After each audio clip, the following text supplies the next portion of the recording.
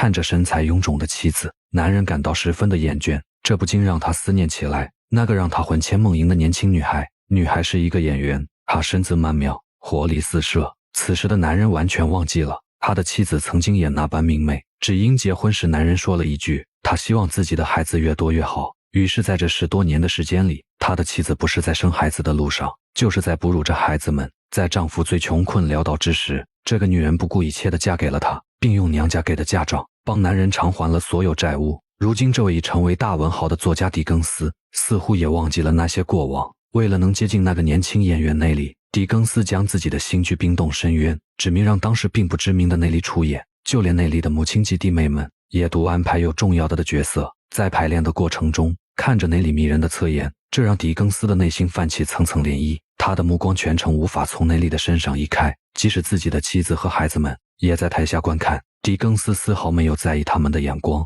正式演出那天，《冰冻深渊》获得了观众们的一致好评，狄更斯细腻出众的文笔也让内里崇拜起来这个大名人。庆功晚宴上，内里欢快地在舞池中跳舞，犹如精灵般地散发着光芒，狄更斯也忍不住牵起他的手，像一个孩子那样尽情地和他狂舞。一整晚，他都被内里的激情感染着，而人群中的狄更斯妻子一直默默地坐在角落里，看着和在家里完全两副面孔的丈夫。女人的直觉告诉她，丈夫的心已经被这个女孩带走，然而她并没有打扰丈夫的兴致，她落寞地起身，独自带着2个女儿离开了现场。妻子刚下楼，内里便询问狄更斯为何不护送妻儿回家。狄更斯说他的妻子并不懂他，妻子认为他的小说只是取悦观众的手段，那些情节过于脱离现实。随后狄更斯大力称赞了内里的演技，并称她的气质就像是从自己作品里走出来的女主角。而内里回答他将狄更斯的每一部作品都视为珍宝，并一直放在床头反复观看。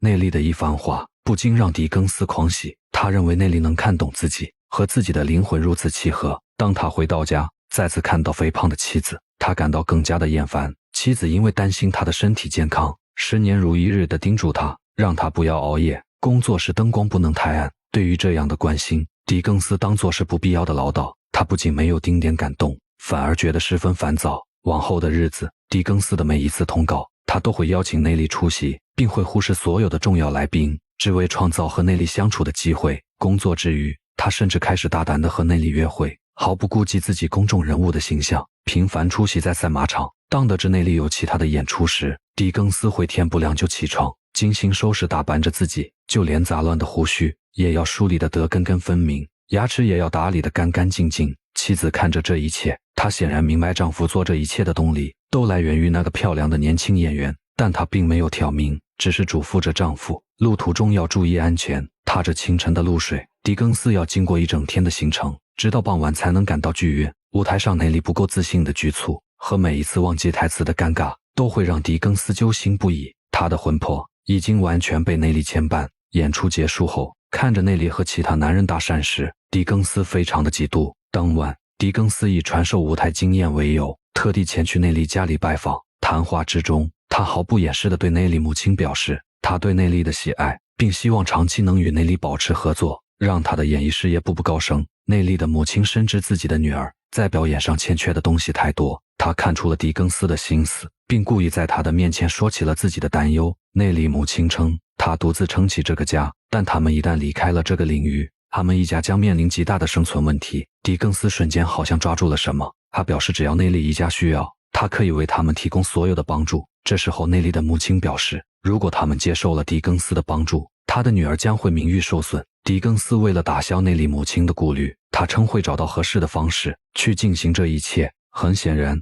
内里的母亲为了长远打算，她希望女儿能依靠狄更斯这一座大山。狄更斯以救济穷人的名号，在家中举行了慈善募捐活动。内里和他的母亲及妹妹也来到了狄更斯的家里。内里第一次接触到偶像的真实的生活，狄更斯大肆献着殷勤，看着偶像使用过的一物一件，内里也显得有些心潮澎湃。深夜，母亲识趣地带着小女儿离开，留下内里和狄更斯秉烛夜谈。内里开朗阳光的面孔下住着一颗多愁善感的内心，这不禁让狄更斯激起了更多的保护欲。内里多面的性格让狄更斯暗自做了一个决定，他想要一直守护着这个动人的姑娘。1个月后，狄更斯花费重金为内里一家置办了一所豪华庄园，这样的环境满足了同样爱好写作的内利的需求，但各大报社也相继爆出了两人的绯闻，为此内利的通告被迫暂停，也没有人愿意邀请他演出。内利非常的苦恼，但他一直认为自己只是单纯的爱慕狄更斯，并没有做出违背道德的事实。他整日忧心忡忡，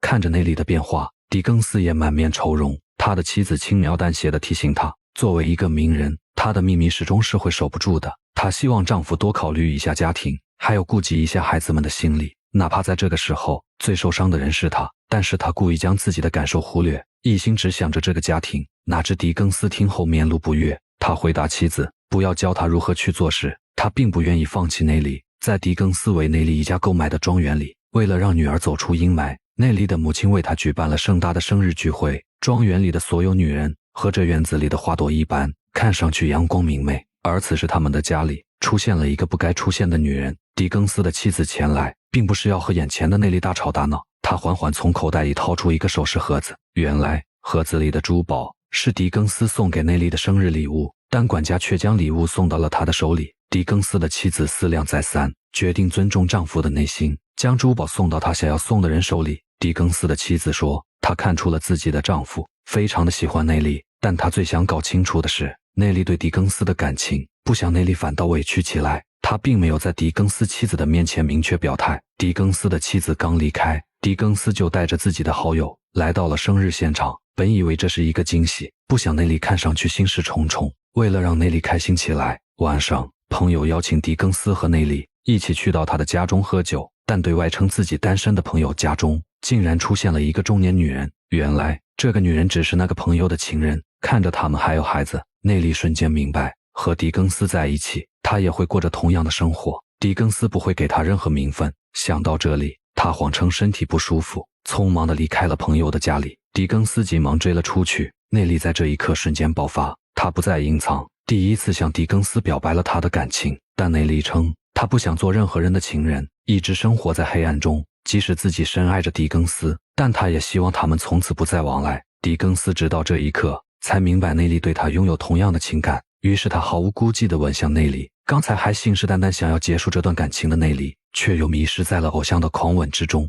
得到了想要的答案后，回到家的狄更斯为了将自己的全部都留给内利，他彻底和妻子划清了界限。在他们的卧室中间，狄更斯用木板将房间隔断，工人敲击钉子的声音仿佛都砸进了狄更斯妻子的心里。他十分的无助，10个孩子需要他照顾，他不知道如何反抗。往后的日子，狄更斯和内利不再惧怕一切，他们将这样不道德的情感在阳光下让他们肆意生长。针对媒体对他们的指责，狄更斯却极力地维护着内利，那个陪伴他风雨15年的妻子。他并没有谈及，只是声称他的婚姻感情早已破裂，这和内利的出现毫无关系，并登报大肆宣扬将大着内利是一个纯净无瑕的姑娘。他们希望媒体不要再继续抹黑她。好在最艰难的日子，狄更斯妻子有大儿子的陪伴。他不明白，对狄更斯付出最多的女人，在一个丈夫认识不到半年的姑娘那里，他显得一文不值。离开妻子后，狄更斯带着内利来到乡下生活。还处在新鲜感时期的他们，